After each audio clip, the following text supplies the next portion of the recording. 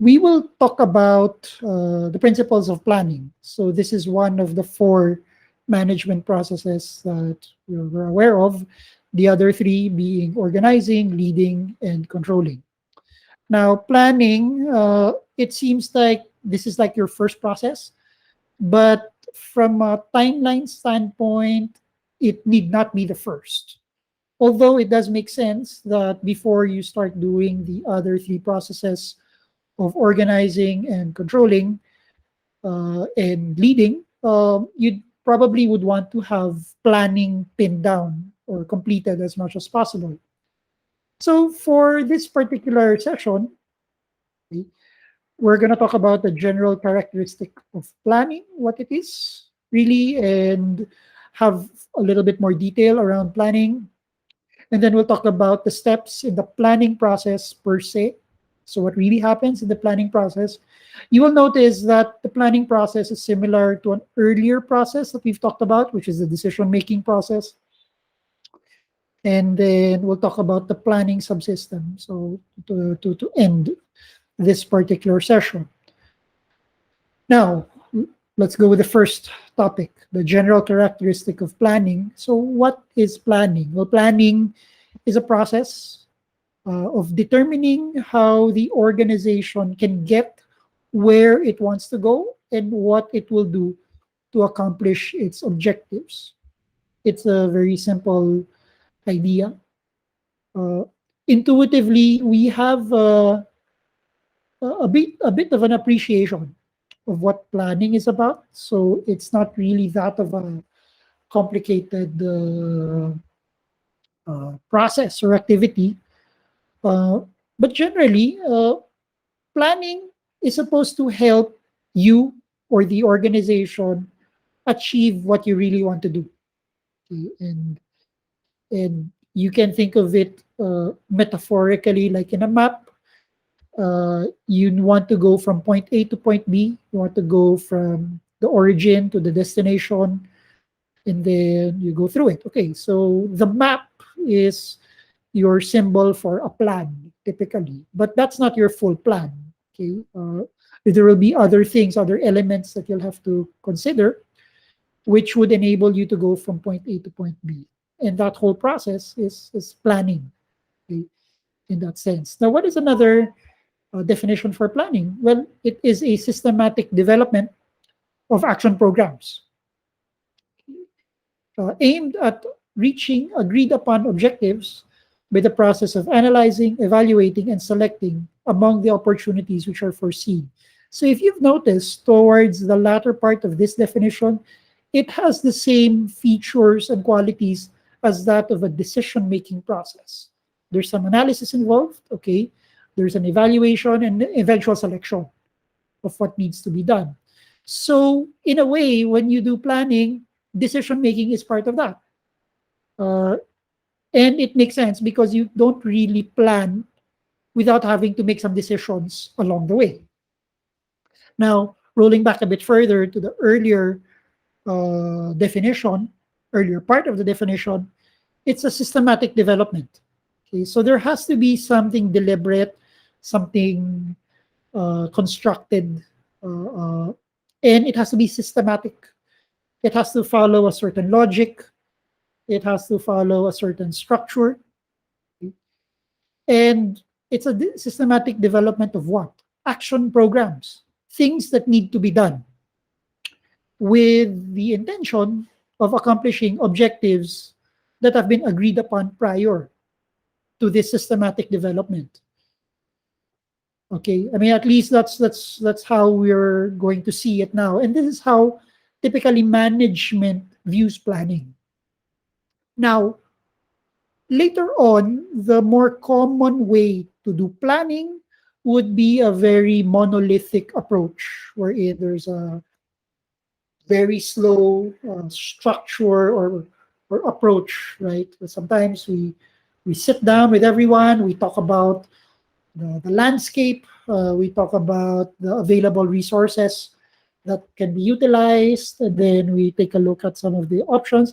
Normally, it takes time, okay, and it takes a lot of of effort. There will be a lot of discussions if you're a large organization. So there's going to be all of those complications before you come up with a conclusion that this is what we will do.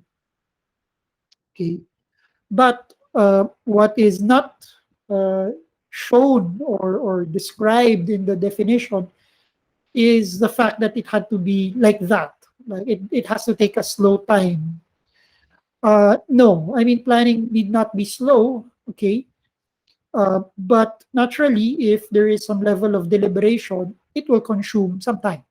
Yeah, I think that's clear also. But it need not be how we would conceive of planning in a traditional sense, wherein we have to make sure that everything is focused. We don't do anything else. We just focus on this, put our attention to this, really understand the process, answering questions one by one before we come to a conclusion that this is what we should do, A, B, C, D, E. It doesn't have to be that in order for it to be planning. Okay. So overall, planning, systematic. There's something deliberate. There's something logical around it. You come up with a series or maybe a set of plans or further actions that need to be done with the ultimate intention to achieve an objective or a set of objectives. Okay, and that's what happens in planning. Now, in a way, planning can be viewed in the same, like it's looking ahead, having that sense of foresight, relating today's events with tomorrow's possibilities.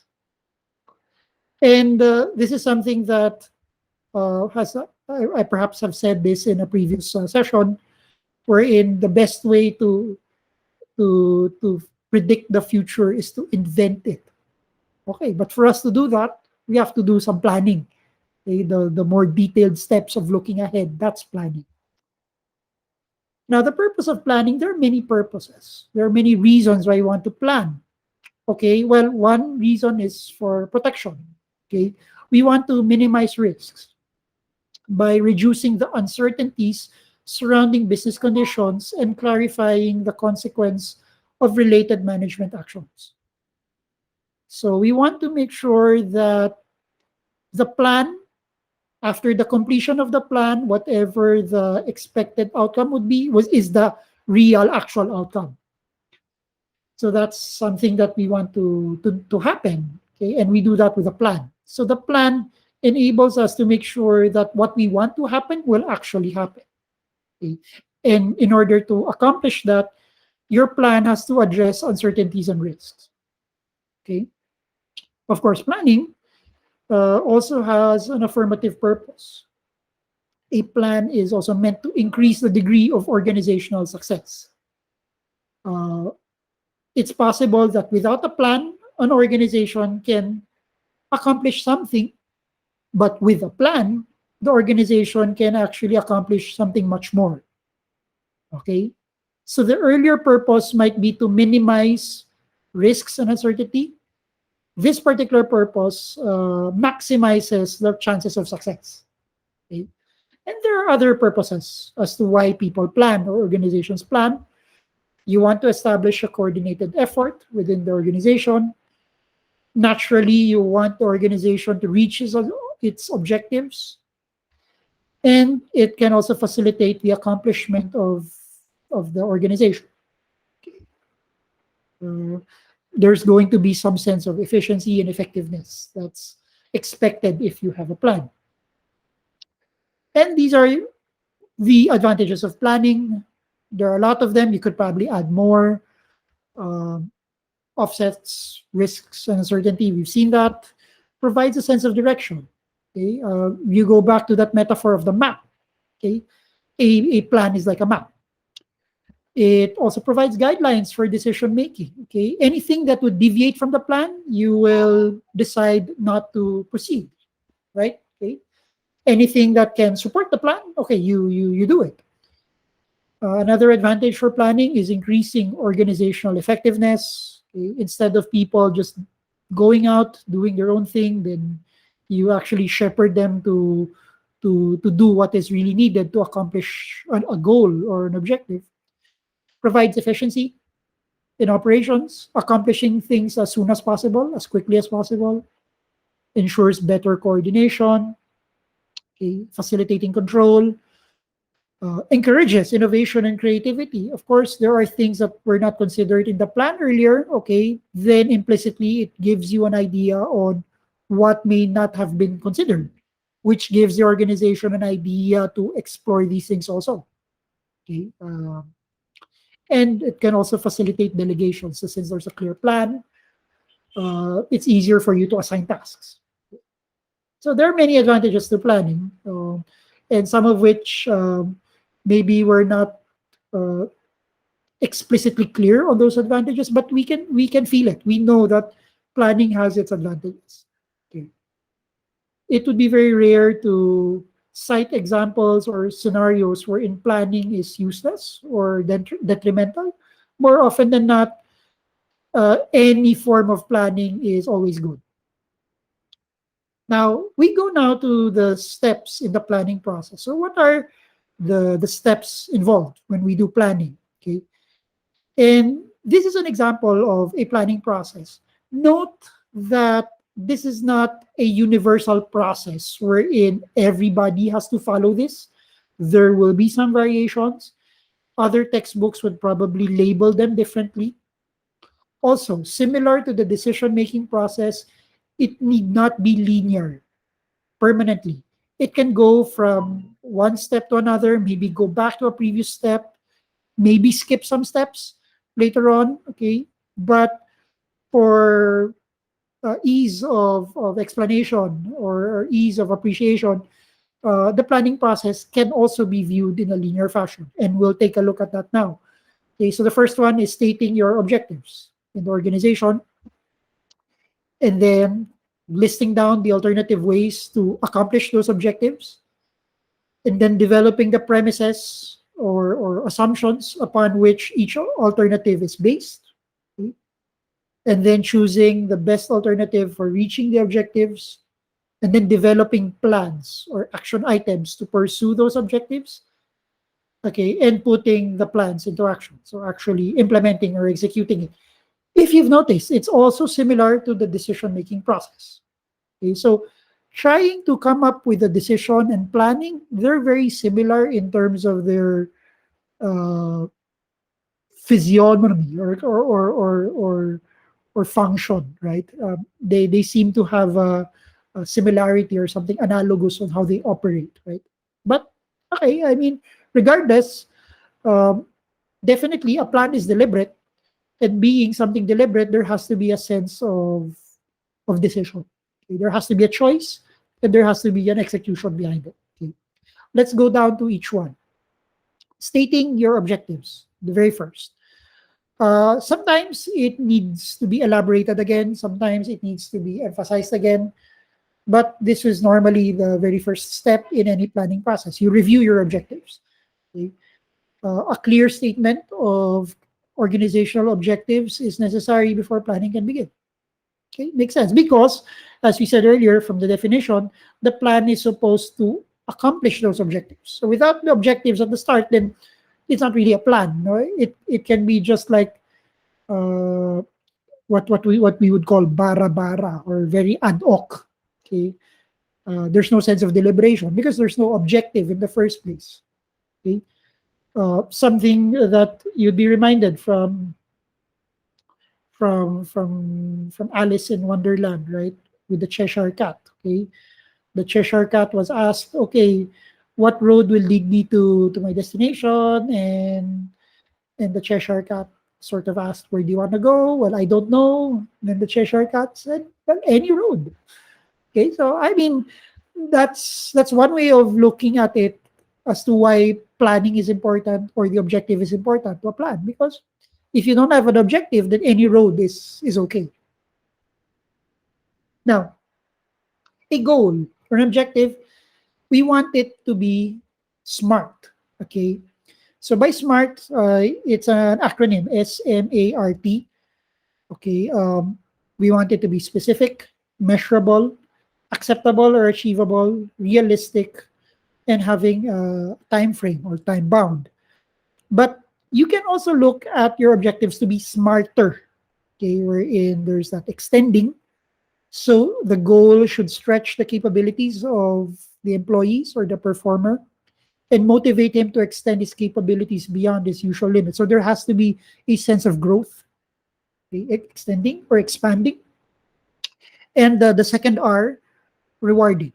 So it has to be rewarding. Okay, it has to benefit the stakeholders of those goals. Even the executor of the action for that goal should be rewarded. Okay, naturally, if there's no reward attached to any effort, then there's no motivation to actually do the effort. Something that we've discussed on motivation theory earlier, if you recall. So the more common literature is that you want to have a smart goal, a more elaborate way of expanding or stretching that idea of the smart goal is a smarter goal. Now, the second step is we want to list alternative ways of reaching the objectives. Okay, similar to the decision making process, we take a look at all possible options. Now, a manager needs to list as many available alternatives as possible. Now, how many? You might ask. Well, need that be that many? You might fall into a analysis paralysis syndrome, right? Which would be a symptom for a greater problem, but nevertheless, you want to have more than one or two. Uh, by experience, it's good if you have 5 to 7 alternatives. That should be fine. Anything above 7 might be too stressful already for the one who needs to do the planning. Okay, and sometimes 7 would already give you some notion on what would be comprehensive already, right? Later on, the 7, okay, might be sufficient because if you try to think of other alternatives, maybe anything more than 7, you can probably reduce them already to the 7 because some of the other options can be done by all the other options as well, right? So 5 to 7 is a good number. It's a sweet number, but it's not a hard rule that okay, you need to have 5 or 7 or 6. I mean, if you feel that the organization can absorb more in their consideration, maybe if you have like 10 alternatives or 12 alternatives, that's fine. But definitely, you should not be sticking to one, okay, or two for that matter. You want to have as many as you can. The third step is develop the premises on which to base each alternative. So the assumptions, the parameters behind each alternative. Okay, the feasibility of using any one alternative to reach organizational objectives is determined by the premises or assumptions on which the alternative is based.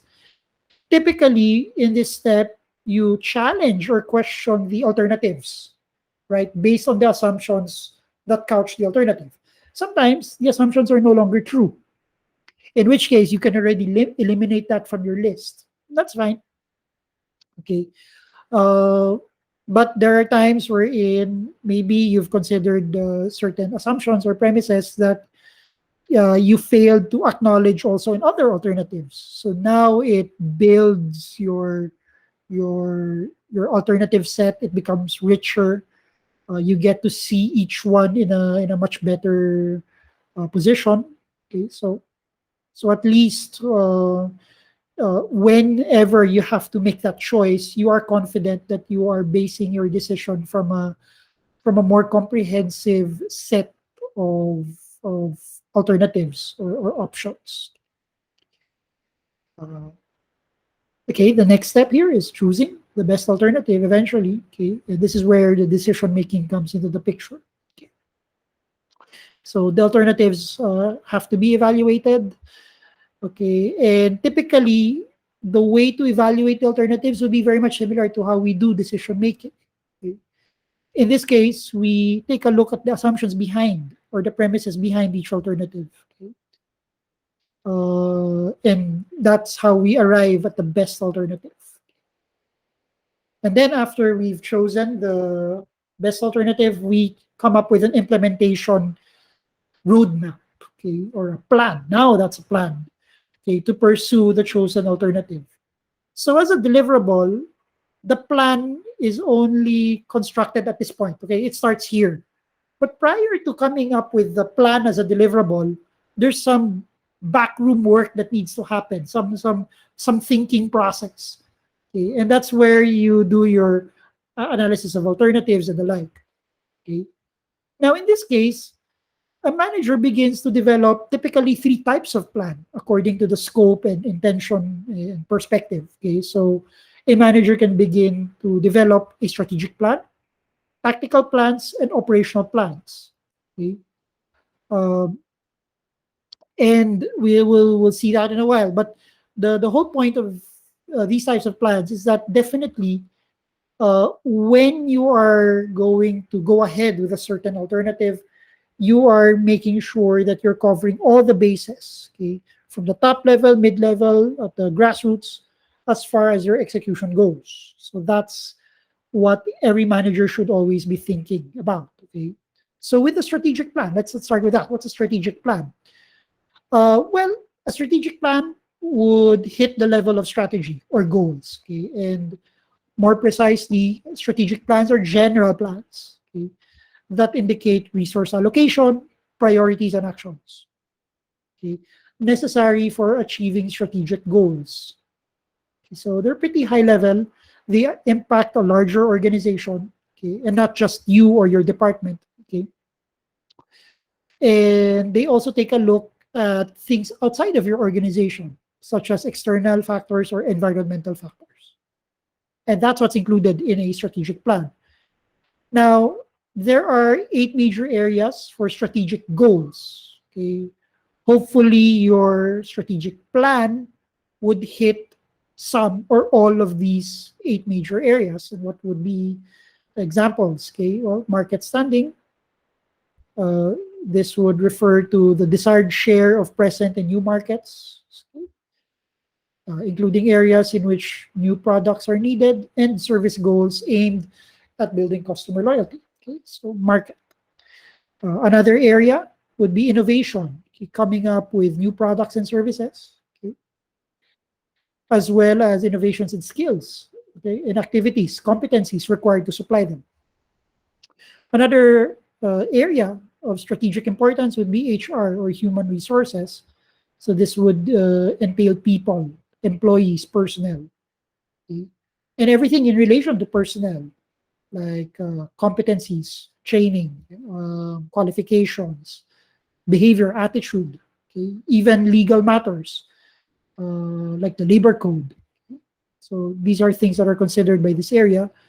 Another area would be finance or financial resources, investments, available cash, capital, assets, okay, and everything in relation on how they are actually leveraged or utilized.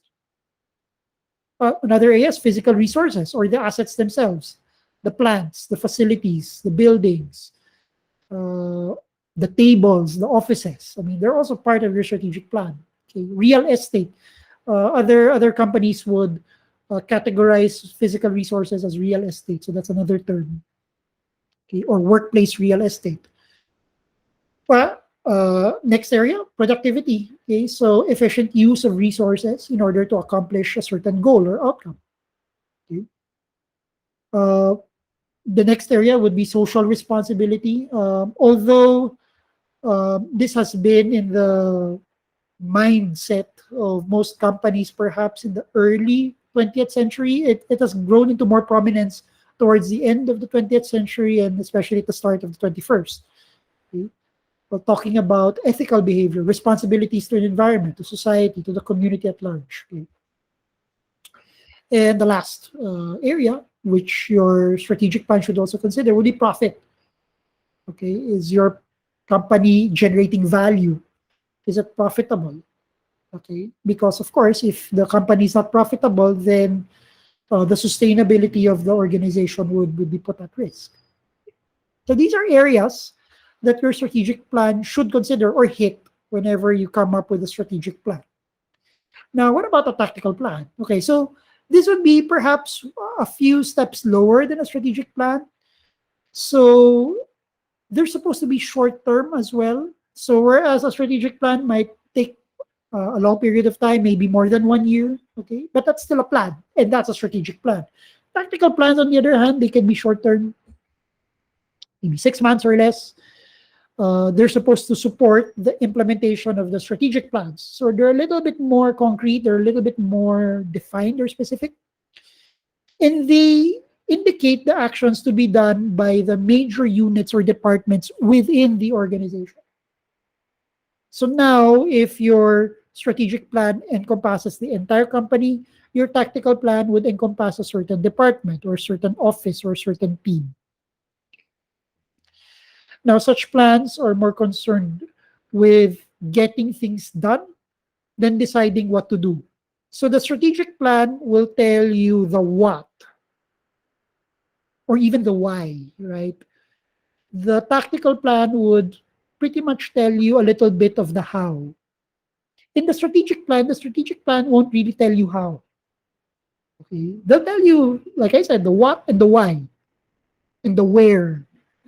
Okay, but the tactical plan, okay, you're starting to address the how. Okay, and either way, I mean, you also need a tactical plan to support your strategic plan. So there is no discussion on which one is better. I mean, both of them are important. And then lastly, an operational plan would be even more specific than a tactical plan. So operational plans are developed to determine the steps necessary in achieving the tactical goals. So if we were answering the question how with a tactical plan, the operational plan answers the question with what. Okay, if I'm going to do it in this way, then what are the things necessary in order for me to actually do it this way? Okay, so that's the operational plan. It becomes more and more granular, more specific. Okay. Um, and in terms of the evaluation timeline, it's even more precise. Like if a tactical plan is 6 months or less, an operational plan can be day to day. It can be hour by hour at that level. Okay. And operational plans are developed by not just by a department, but by specific individuals already, or smaller groups or teams. Now, guidelines in order to be successful in planning. So, what are the things that you want to look out for? Well, typically there are five. I mean, if you can ensure or if you can detect these five in your own planning process, then you can be, in a way, comforted that your planning would really go well. Okay. So, the first guideline here is making sure that you involve the right people in the planning process. Gone are the days wherein planning is centralized, done by one person, the leader or the dictator, however you wanna say it. You involve the right people, and this what contributes to the long duration of the planning process, because as more and more people get involved, then naturally the overhead, the turnaround time expands or bloats. Okay. It could be an advantage, it can also be a disadvantage, which is why the idea is that you just want to involve the right people. You don't involve everyone, okay, unless everyone is the right people. Now, second guideline is communicating the plan, and sometimes people miss this out. A plan is a plan uh, unless you start communicating it. And this is something that Dwight Eisenhower, a former president of the United States, said something about plans or planning. Your planning is important. Planning, okay, the process is important, but plans are useless. Okay, you might be thinking, wow, I mean, planning is important, but plans are useless. What does it really mean? Okay, well, the point there is that the objective of planning is not to come up with a plan. The objective of planning is that you want to accomplish your objectives, right? The plan is supposed to be like a map. So it's not enough that you have a map. You really have to go from A to B. That's the whole point of planning. Okay. And if you don't get everyone to buy into that idea that you have to go from A to B, then you don't accomplish anything. The plan will be useless. So it's important that you communicate it. Now, the third guideline, because you're involving the right people in the process, then you also make people accountable. you bring them in. This is something similar to what was said by Andy Grove, if I'm not mistaken, or by John Doerr, who helped Intel's early days, right? Ideas are good. Okay? Ideas are good. In fact, they said ideas are cheap. Similarly, you might be this is in the same category as plans are useless. No, ideas are cheap. Execution is everything. So now, in order for you to execute properly, you need to have the right set of people helping you out. Okay? And then evaluating the plan, making sure that the plan is sound. You've really gone through the process, looking at the alternatives, okay? Examining the premises and assumptions, weighing them against one another, deciding on the plan, deciding on the alternative, and coming up with the action steps. Okay? And the last guideline is, well, similar to the expansion of the SMART goal. Now we have a smarter goal. The second R being rewarding. Well, we have to acknowledge and celebrate accomplishments. If there is nothing there in your plan that talks about acknowledging, recognizing, celebrating accomplishments, then that's an incomplete plan. Okay? And nowadays, it's important that you'd want to incorporate that in every plan, so that there's that sense of motivation as well to go through the plan. Now we go to the last part of this lecture or commentary, which is the planning subsystem. Now, don't think of this as a technical or technological topic. Okay, it simply just states that planning, okay, does not happen in a single level. It actually happens across different levels in the organization. Okay, it's a system that's part of an overall system. Okay, it helps managers organize the overall system and enhance its purpose. This is where the concept of line of sight comes into the picture. Line of sight refers to the idea that I have a top level goal. This is the organizational goal. And then all the other goals underneath it, at every department, at every organization within the company, they all align to the top level goal. So you call that line of sight. Now, in order to support that idea of having lower level goals that are aligned to the top level goals, you'd need a subsystem process. Okay? And well, the reason why you want to do that is because it helps increase the effectiveness of the overall management system of the organization by helping managers identify, guide, and direct planning activities within the overall system. Now, typically, a subsystem becomes more important if you consider the fact that, it's a large organization. There are many divisions, many departments. And you typically see this in multinational organizations wherein they have like um, maybe like 300,000 employees perhaps worldwide.